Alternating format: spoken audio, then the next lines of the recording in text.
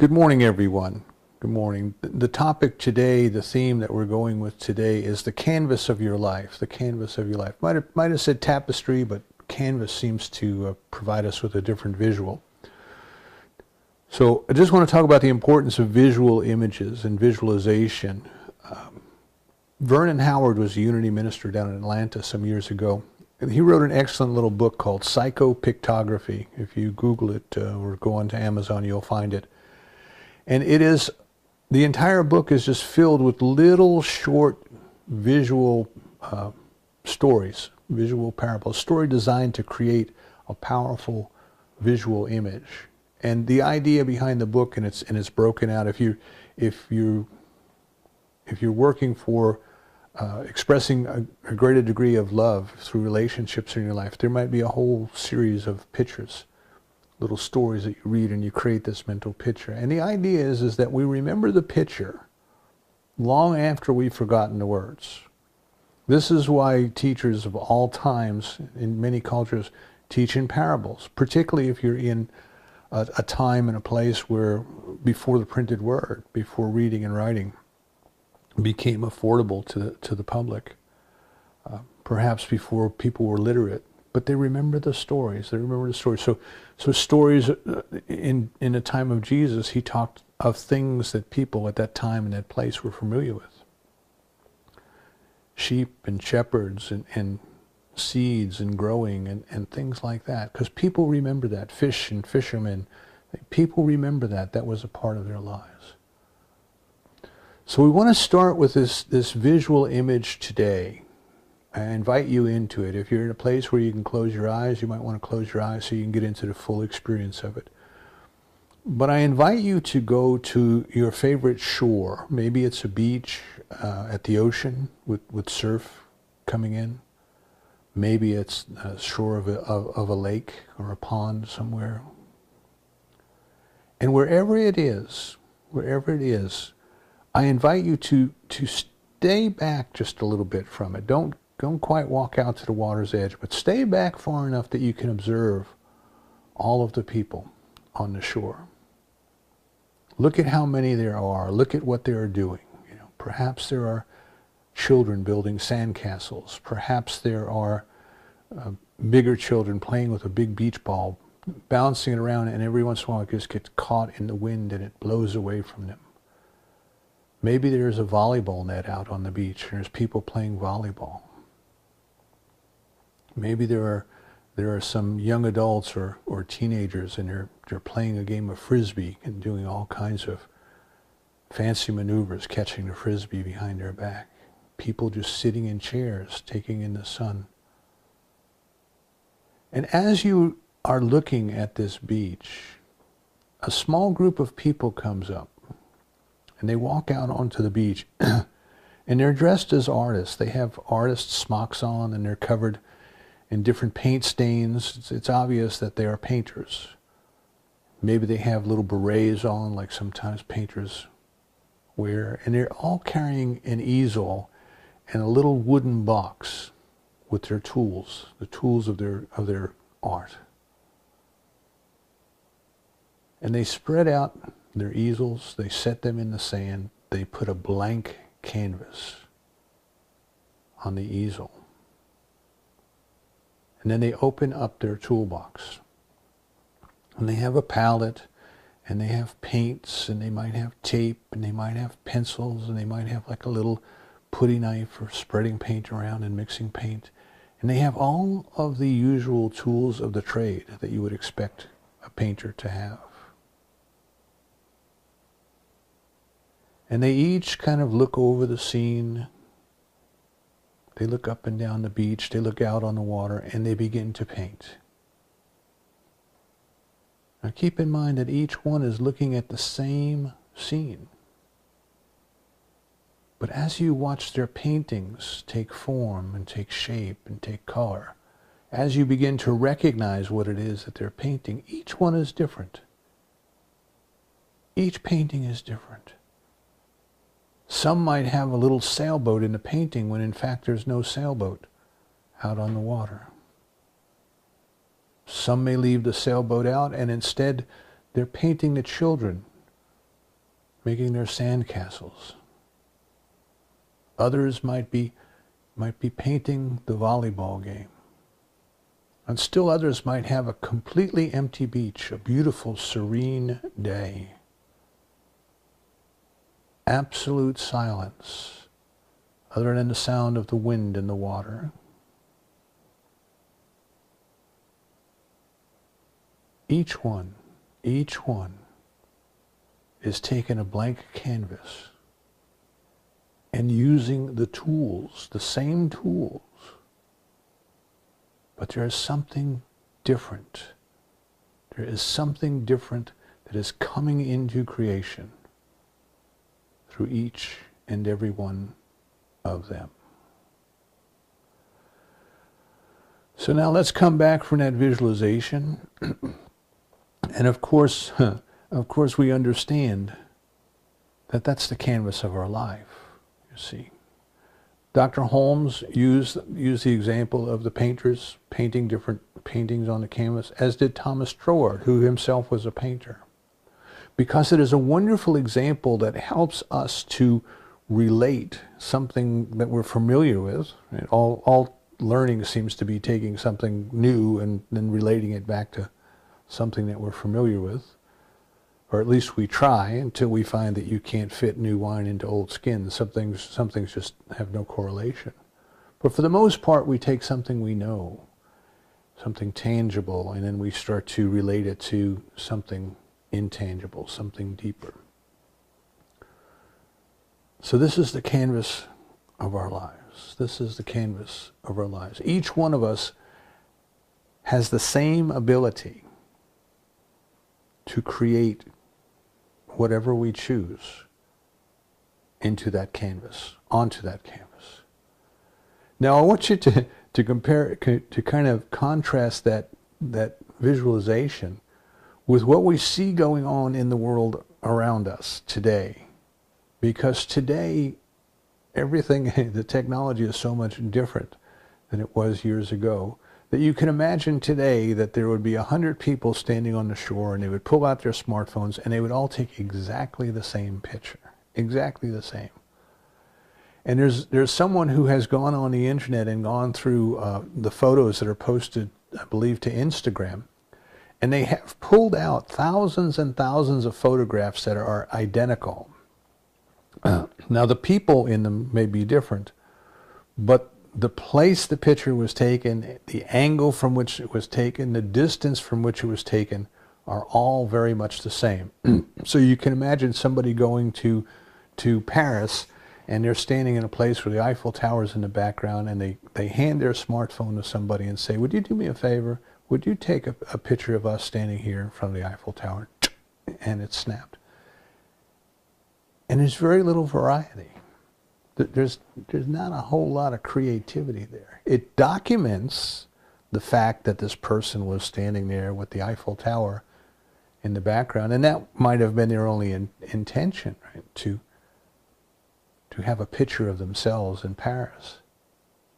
It was not very creative, not very creative. On the other hand, you can imagine if Ansel Adams, the famous photographer, if he was able to take his camera to Paris, can you imagine what kind of photographs he would make of the Eiffel Tower? His perspective would be different. It wouldn't just be the standard square on looking at the Eiffel Tower in the background. He would find different points of view.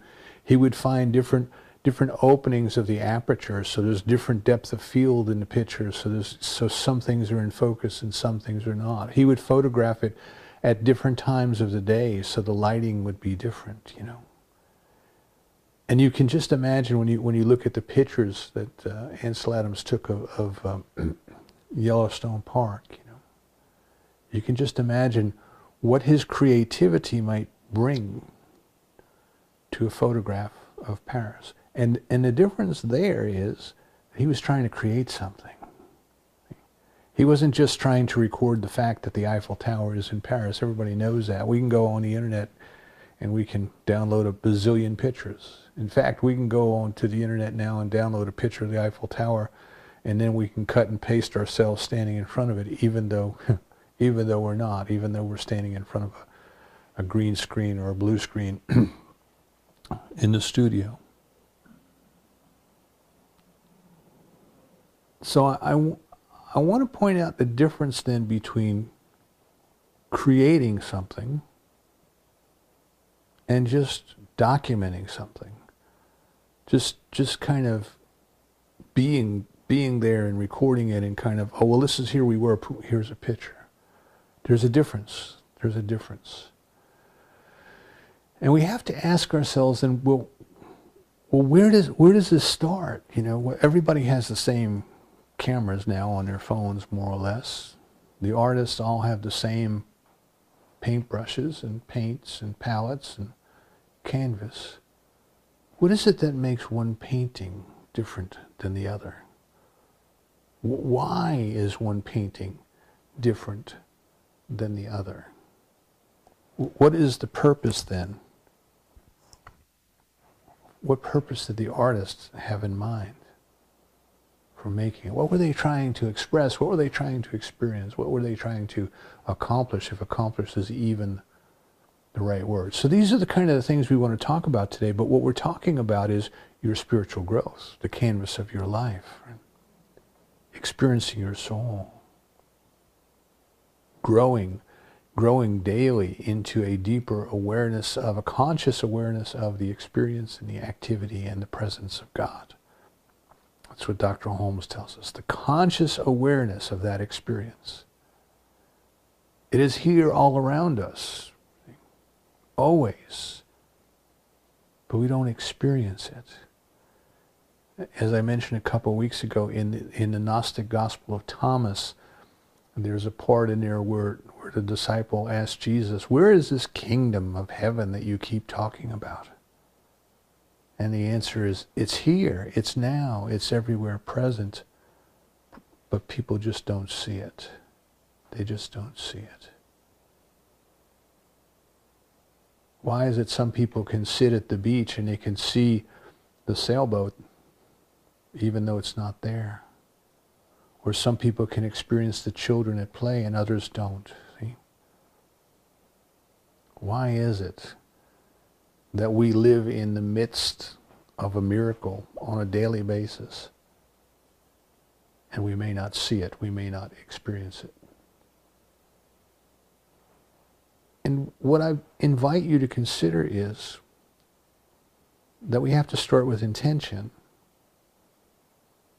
Each of the artists who sat down at the easel probably had the intention to produce a painting of some sort. But somewhere in that creative process, they started to decide, well, my painting is going to be a seascape, or my painting is going to be serenity, or my painting is going to be children at play. Something within them made a decision, maybe not even at a conscious level, but something within them decided, this is what I shall have today. This is what I shall have today. And then they took the tools from their toolbox, but they had to know how to use them. They had to understand, you know, if you're going to paint, you have to know how to mix certain colors together to get certain other colors. If you're going to apply the paint to the canvas or watercolor to the canvas, whatever medium you're using, well, you have to know how to do that. You have to have, as I talked a couple of weeks ago, you have to have technique. Right?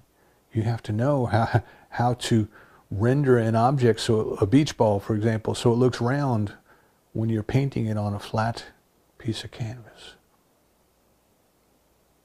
So they each had to have an intention, and they each had to have their toolkit, and they each had to then apply. They had to use what they knew. I was reading something this morning, and the author said that they got a fortune cookie, and what the fortune said was that knowing and not doing is the same as not knowing. You know, in other words, if you know it and you don't use it, what good is it? What good is it? So it's kind of that. It's kind of that. We may study about painting, we may read about painting, we may watch videos on TV about painting. But if we don't break out the brushes and start painting, we are not creating. Right? We may be enjoying what we're watching, but we're not painting. Watching painting and painting are two different things. Knowing about painting and painting are two different things. Knowing about our soul and experiencing our soul are two different things.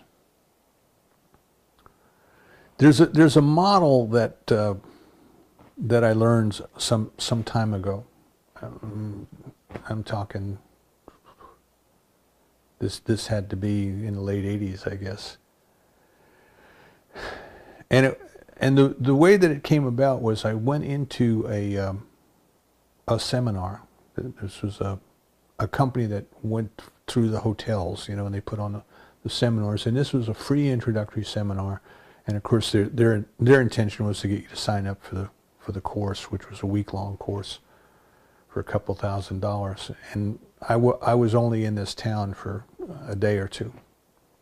So I didn't really intend to sign up for the course, but I wanted to see how they presented, what their material was, those kind of things. Because I did a lot of training development and presentations in my job.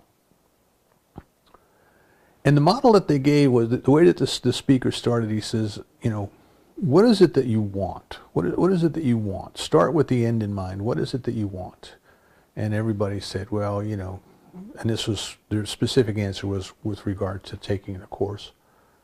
I want more money. I want a better job. I want a new home. I want to move across country. Desire, right?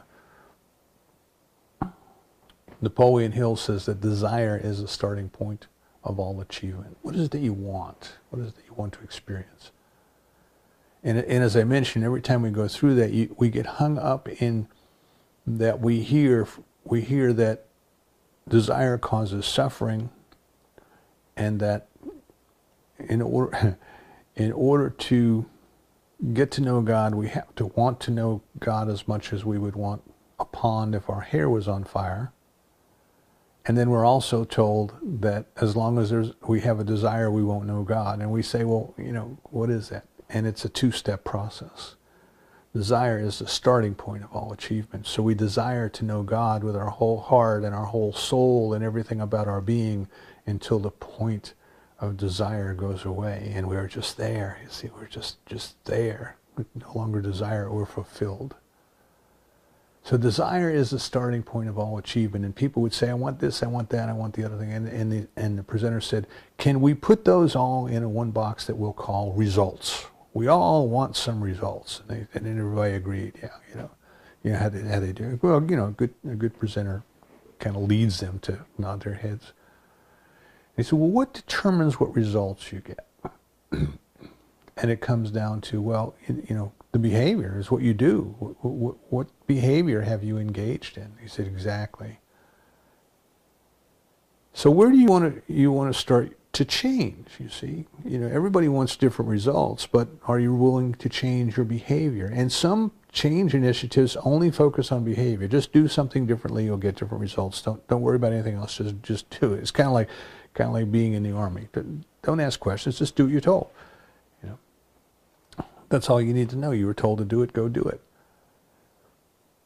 But when we're out in the world where our free will and our volition come into play, which is your everyday life and my everyday life, there's something else that comes into play, and it is our attitude. It is our attitude. See, you can take two people and put them in the same situation, and they will engage in two different behaviors because of their outlook, because of their attitude. You see this in the parable in the New Testament of the master was going away and gave each of the servants 5 talents, which was a unit of money. And then the master came back and asked them to account for it. And the one loaned the money out and made tremendous amount of interest, and that was the good servant. And then the one in the middle only loaned a little bit out, kind of saved the rest, and he was still a good servant, but not the best servant. Excuse me while I get a drink. And then the last one say he was afraid he might lose the money, so instead he just buried it in the ground, in a post hole bank. He just buried it in the ground and could return the talent that he had been given, but didn't have any extra. And of course, that was the bad servant. That was the bad servant.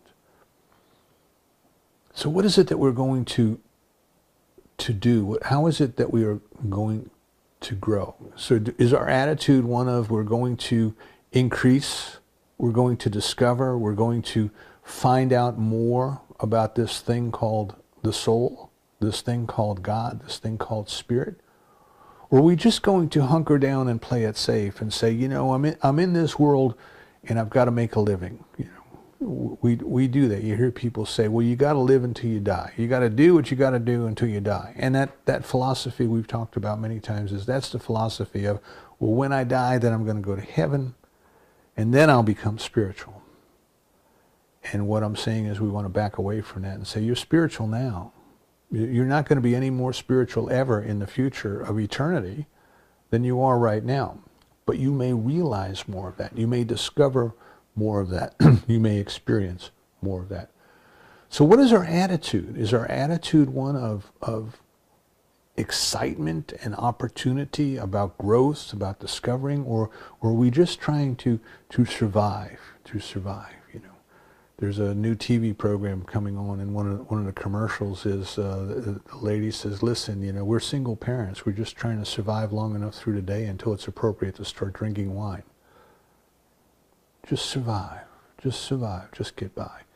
And we're not talking about that. We're talking about creating. We're not talking about surviving. We're talking about creating. So if you back up one step and you say, well, what is it that determines a person's attitude? Now, if I want different results, and the results are determined by the behavior I engage in, and the behavior is determined by my attitude, and now I want a new attitude. We'll bring in Patti LaBelle to sing for us. We want a new attitude. And what determines our attitude but our beliefs? I have found over the years that most people, even most people, not all people, but most people, even if their behavior seems odd to me, they are acting in a manner that agrees with their belief system. I mean, think about it. Think about some of the odd behavior that you see going on in the public now, and in the news now, and on social media now, and in the world now. And then try to keep in mind that everybody is acting in accordance with their belief system. And then it becomes interesting to go back and say, well, what would a person have to believe in order for that behavior to seem reasonable, to seem rational? What would they have to believe? And then we can start to see that what we're dealing with is we don't have to try to change the behavior without changing the beliefs, because if you change the beliefs, then you change the attitude that drives the behavior that is producing the results. So it depends on, where do you want to work. Sometimes you have to start working at all levels. You have to start working with behavior. Like if you're running a business, you say, listen, you're going to do it the new way. I'm not going to sit here and talk to you forever about it. You're going to do it this way. This is the new way that we're going to do things. But if you want to be successful in long term, you also have to help address attitudes, and you have to help address beliefs. And some change is more difficult than others. Some changes are very simple. You're not going to paint cars red. You're going to paint cars blue. That's easy. You just do it. But now you go into we used to make gasoline-powered cars. Now we're going to make electric-powered cars because we've had this epiphany that the electricity is better for the environment. Perhaps, just saying as an example. I know some people say it's not because you still have to generate electricity. That's why I hedged on that. But what is it then that drives our beliefs? What is it then that drives our beliefs? And what it comes down to in this model, it's called the model for reasoned action, REASONED, if you want to look it up on the internet, the model for reasoned action, and it is the values. It is the values. Now, values are our deepest held beliefs. That's all they are. And most of the time, our values are something that we're not even aware of. They are what defines a culture. A culture is a community of shared values. And even though in many cases they can't tell you what those values are, if somebody violates one, it's a taboo, and they are kicked out of the community. Community has ways of reinforcing their values. So now we come back to think of, well, what is it that I'm creating in my life now, and what values does that represent? What must I believe at the very deepest level? What must I believe in order to be creating this in my life? I've got a blank canvas every morning when I get up. I've got tools in my toolbox every morning when I get up. What kind of a day did I create? Did I even take time to consciously choose what I was going to create this day? Did I sit down in the morning and put my intention into the law of mind? Did I do my affirmative prayer? Did I decide this is what I wish to experience today? This is what I wish to give today. This is how I wish to serve today. This is how I wish to grow today. And I think in many cases, right there, we can stop and say, well, gee, no, I don't do that every day. And we say, well, why not? Why not? See, what we have to consider then is that if we go back to our artists sitting on the beach and we go around and we look over their shoulder at what they're painting, which people tend to do. Have you ever seen the artists on the beach?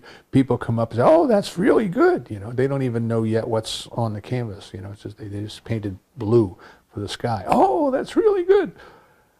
But what would happen if you went up and you found somebody who had a totally blank canvas, just sitting there? It's just a totally blank canvas. The artist is responsible. The artist is accountable. If the artist, there's nobody else going to do it for us. It's not like the little books that you have for the children, the paint by water books, where the ink is encapsulated in the paper and you just dip the paintbrush into water and you just swipe the water on the page and the painting that's already there emerges. It's not like that. They have to become engaged. They have to be responsible. They have to take action. And I think what we have to, when I talk about attitude, I think one of the attitudes that we have to adopt is that we're accountable. We're responsible. We are the co-creators of our lives. Now, divine love has given us all the tools that we need, and it has given us teachers over the millennium to talk about these tools and tell us how to use these tools. But until we decide what it is that we wish to create, what are you going to have on your canvas at the end of the day? And until we reach in a toolbox and pull the right tool out and apply it, we're not going to have anything. We're not going to have anything. And we are the one who experiences those consequences, whether they be good or whether they be, we call them bad. We experience the consequences. Now, if we are not there yet, if we are not into the attitude then that today, this is the day that the law, L-A-W, the law is making, right, by interacting with my consciousness, by what it is that I'm putting into the law of mind. What is it that I believe? It's done unto you according to your belief. What is it that you believe? So this gets down into our beliefs, which are driven by our values. What is it that I believe today? What is it that I choose to believe today? What is it that I want to put into my belief system today so that then this power that responds to us according to our belief can work through me, can work as me to produce onto the canvas of this day, onto this blank canvas of my life, that which I wish to experience today. So this then brings us to a value of being the conscious co-creator of your own life. And sometimes for folks that's tough. It's, we would rather not think about that right now. Like Scarlett O'Hara, we won't think about that today. We'll think about that tomorrow. We're very busy. We've got a lot of things to do. We've got jobs to go to. We've got families to raise. We've got shows to watch and books to read. And we've got this and we've got that. And everything else seems to come before the most important thing that we can do. And by saying most important, I'm implying value. The most important thing we can do is to co-create our lives. We're responsible for that. We're accountable for that. Now, we don't have to do it. But choosing not to do it means that we are creating more of the same. We are creating whatever takes place at a subconscious level. We are surrendering, if you will, to race consciousness. We are surrendering to the law of averages. And we can do that. There's nobody who's going to tell you you can't do that. Of course you can. You're the only thinker in your life. Nobody can tell you what to think. But if you do, you will just get more of the same. And it's the equivalent of the thousands of pictures on the internet that are identical, of people just standing in front of the Eiffel Tower or whatever the tourist attraction might be, and they're all just standing there with same place, same pose, same smile. And they haven't created anything. They haven't created anything. So the first question, this deep question to consider, this. So I know this started out, it seems simple, Oh, you've got a blank canvas and you can create anything you want. Sure, that seems simple enough, and there's a lot of motivational speakers who've gone around for years just making a living, not going any deeper than that, getting people excited about it. But if you really, really, really want to do it, you're going to have to take a deep dive into your values. What is it that's most important to you in this life? What is it that you are trying to create? And then your answer to that question, what is it that you're trying to create, kind of reveals to you where you are in your value system. What is important to you? Now, and it's a trick question, because if you ask people that question, well, what's most important to you? If you're sitting in a church environment and you ask people that question, pretty much the answer is going to be, well, learning about God is most important to me. Of course we will. That's the answer that you give it in a church. But the proof of the pudding is in the eating. Well, what behaviors are you engaging in that are consistent with that belief? If you say that that's your belief, if you say that that's your value, that that's what's most important to you, then are you spending the time and the energy and the effort using the tools in your metaphysical toolbox, in your spiritual toolbox? Are you using the tools and the techniques that you have been taught over the years in order to produce the change in consciousness? The change in consciousness that will produce the results. See, so in the physical world, we talk about, well, you have to do something materially. If you want to build a house, you got to cut lumber and drive nails. That's just the way it is. It's been that way for thousands of years, and it's not going to stop. In the spiritual world, in the metaphysical world, you must allow a change in your consciousness. You must allow a change at your deepest level of being. You must allow your value system to have some kind of a shift, because once you do that, then your beliefs change, then your attitude changes, then you do different things, and then you have different results. So if I ask, well, what is it that you want to create? Some of us would answer, well, we want to create some type of a lasting organization. I would ask people this. I did workshops in my place of business, the company I work for. I did workshops to help people kind of figure out what they wanted to do with their lives. So it was not uncommon when I would ask people, well, what is it that you want to do? The answer was had to do with philanthropy. You know, well, I want to build this organization that is going to feed the hungry, or take care of the poor, or take care of the sick, or something along those lines. And that's I'm not saying that one answer is a good answer or another answer is a bad answer. It just reveals where people are coming from. So some of our answers are we're trying to make something, we're trying to create something. Some of our answers might be that we're trying to learn something.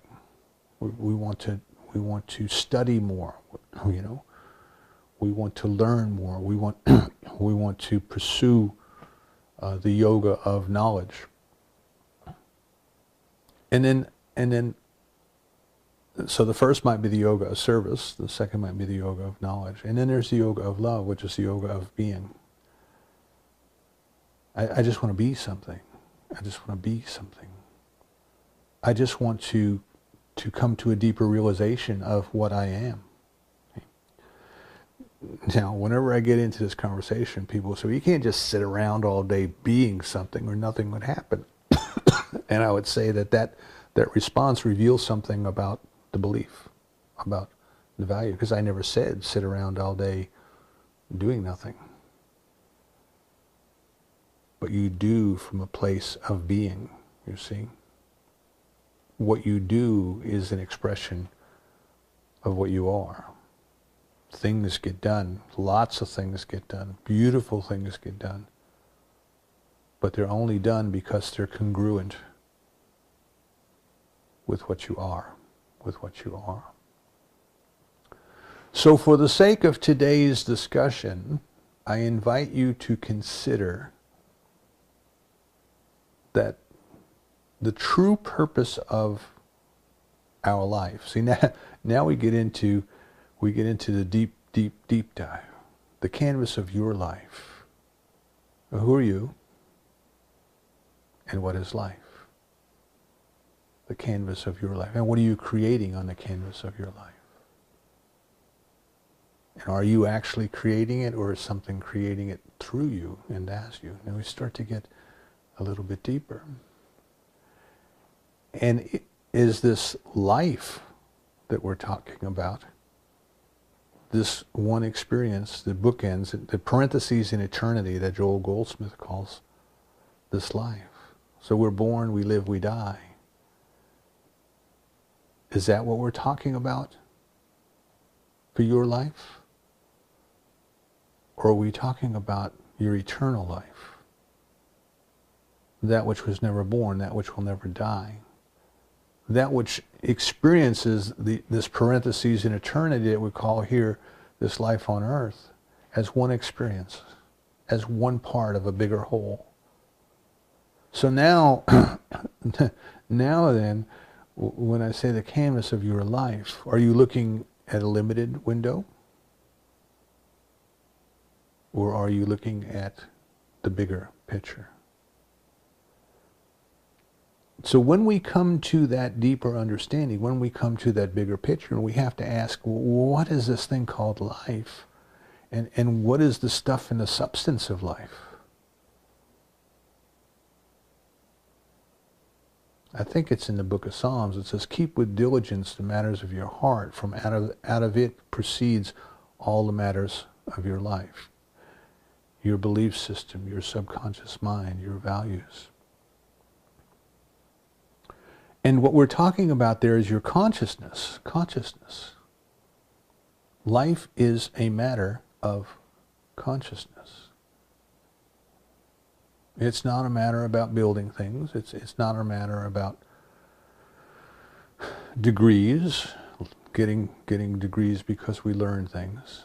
It's a matter of consciousness. Your consciousness, your consciousness, your deep values, your awareness that you are aware, your consciousness. That is what your life is. Everything else in your life proceeds from that. That is what your life is. And you can never think of a time when you weren't conscious. You know, it's you can't prove a negative anyway. But the question we have to ask ourselves then is, what is it that we take with us when we leave this world? See, we're not going to take the things we built. We're not going to take the organizations that we worked for or the organizations that we created. We're not going to take the degrees. But it is consciousness. You see, life is consciousness. Consciousness is life. So what are you creating on the canvas of your life? Is it something for only this one lifetime here now? Or is it something that looks beyond to eternity? To eternity. And actually I should say to the eternal, right? To the eternal. So as Joseph Campbell points out, eternity means it goes on forever. Eternal means without time. Without time. And truly it is eternal. Eternal. That is our true nature. So if we can at least entertain the idea that the most important thing in our lives, the deepest held value that we would wish to have if we don't have it already, the deepest held value that we would wish to have is to be developing our consciousness, our conscious awareness of the fact that we're aware, our consciousness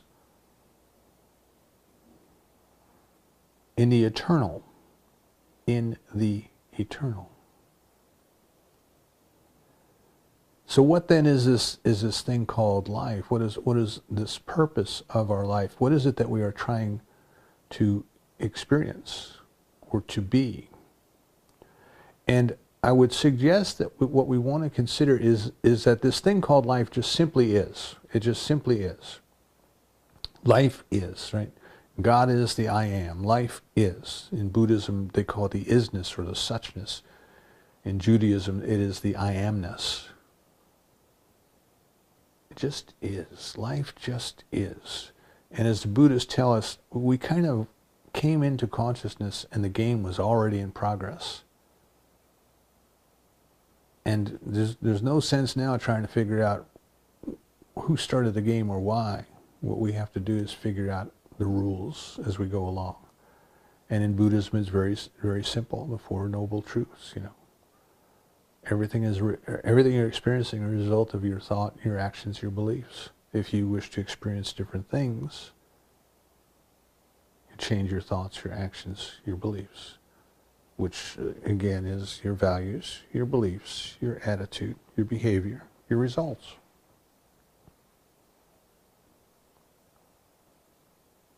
Change your thinking, change your life.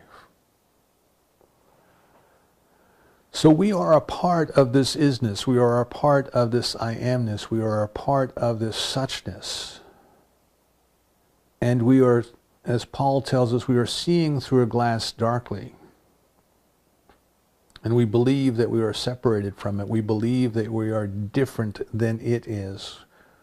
We believe that we're just kind of victims of this world and victims of this life, and we are caught up in the hustle and the bustle. And all we have time for is to hand somebody else a smartphone and say, take a picture of me. And what we want to come to appreciate, if we don't already, what we want to come to appreciate is that life is consciousness, and our growth is about changing consciousness. That is our growth. You read all the books in the world you want. If consciousness doesn't change, they'll do you no good. You can know about all of the spiritual tools in the world. If you don't apply them and apply them effectively so that they produce a change in your consciousness, they will do you no good.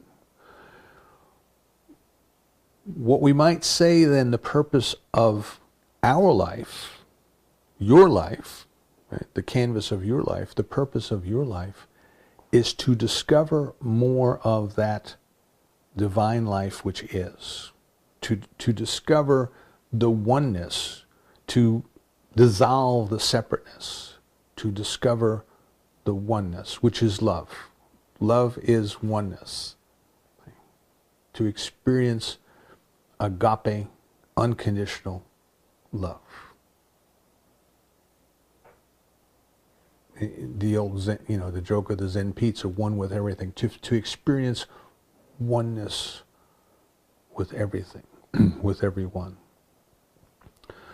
So when we think about what is it we're trying to have come through the canvas of our life, I invite you to consider that it is a deeper conscious awareness of the experience of the presence of God, of the presence of oneness, of the presence of unity, of divine love. That's what's trying to come through on our canvas. That's the purpose of life. Why are we here? We are here to discover that in our own unique ways, so that we, to put it into older terms, the gift that we offer back to God. There's a little post says life is God's gift to you. What you make of it is your gift back to God. And what we're making of it is a deeper realization of what God as us is, what God through us is. We are in the world but not of it. And we don't want to get so caught up in it that all we have is time to hand a phone to somebody to take our picture. We want to get out the canvas. We want to break out the tools in our toolbox. We want to sit down in the morning and think about our intention for the day. And then we have the tool of spiritual mind treatment, which is a specific techniques for the purpose of producing a change in consciousness. We have meditation, which is for the purpose of detaching from the chatter of our thoughts and experiencing the stillness that is within. We have the tool of affirmations, which we use to stir up within us those things within us that don't agree with what we are affirming. And in that manner we can become aware of it and release it. And we have a little used tool, the one I started with today, which is visualization. Can you see in detail, can you see the life that you wish to lead? Can you see it? Can you see it? Dr. Holmes says, can you, if you're thinking about a house, if you're visualizing a house, what color is the paint? Does it have shutters on it? Does it have a wooden porch on it? Does it have steps? What kind of shrubbery does it have in front of it? Is it one story or two story? Can you see it as if it was an already accomplished fact? So I invite you to adopt the attitude when you get up in the morning that says, this is the day the Lord has made. Let us rejoice and be glad in it. What is it that we wish to experience today? What is it that we wish to create today so that divine love is having a unique and wonderful experience of itself as us today? It's not about what we build. What we build is going to turn to dust. The moths will get it, it will rust, and to put it in biblical terms. All of the great organizations, the great organizations that humans build, they'll all go away. The continent will go away, the planet will go away, but consciousness will not. What are you building in consciousness today? How are you growing in consciousness today? And what you're going to do is what provides the opportunity for that growth. How do I have to grow today? How do I have to grow into a bigger expression of love today than I was yesterday? How do I open myself up for that? Which of the tools in the toolbox do I use? And you have to take time to use them, because knowing and not using is just as useless as not knowing. And then at the end of the day, when you lay your head down on the pillow, can you think about how God loved the world as you a little bit more today through you and as you than it did yesterday, that you've grown? Can you experience the presence of God more fully? Can you feel the love more completely? Can you see yourself as that artist on the beach, and there's all of this hustle and bustle and all of this other activity and all of this noise and all of these other things going around, but you have your blank canvas and you have your metaphysical paintbrushes and you are creating the experience that you wish to have.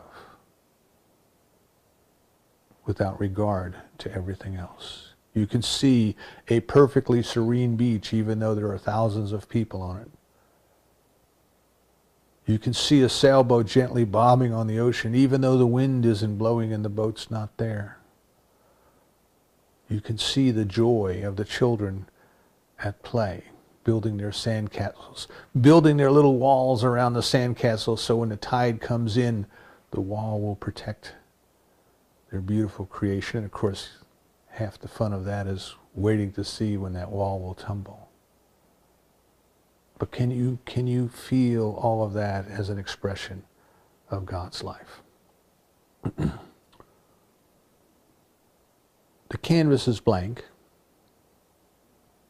You have the tools in your toolbox. If you want some more information, Lori and I produced a little booklet on the medical physical toolbox. I'll be happy to email you a copy. Just shoot me an email and let me know that you want one. But you have to accept responsibility. You have to accept accountability. You have to stop thinking of yourself as somebody who's just a tourist passing through and start to think of yourself as a creator of your life. In fact, you are the only creator of your life. There's a meme that makes its way around Facebook at least once a month, and it's attributed to the Buddha, and I don't know. I haven't gone back to verify it, but the purpose of the meme or the intent of the meme is valuable, whether the Buddha actually said it or not. And the quote is as follows. It says, "The problem is you think you have time." The problem is you think you have time. When are you going to get around to being the creator of your life if you are not already doing it? And for many people, the problem is they think they have time. I'll get around to that when I retire. I'll get around to that on the weekend. I'll get around to that after I've got enough money in the bank that I feel comfortable for the rest of my life. And the correct answer is now. Rabbi Hillel, famous quote, "If not us, who? If not now, when? Now is the time. We are the people." So, I invite you this afternoon, go get out your artist smock, get out your beret, get out your easel, get out your blank canvas, get out your metaphysical toolbox, and do the one thing that you alone can do. Because God's not going to do for you what God created you to do. You have to decide. You have to make the choice. How are you going to spend the rest of today discovering more of the presence and the activity of God in, as, around, and through you? How are you going to let divine love touch your consciousness and change it? I believe it is for that purpose we have all come, and so it is.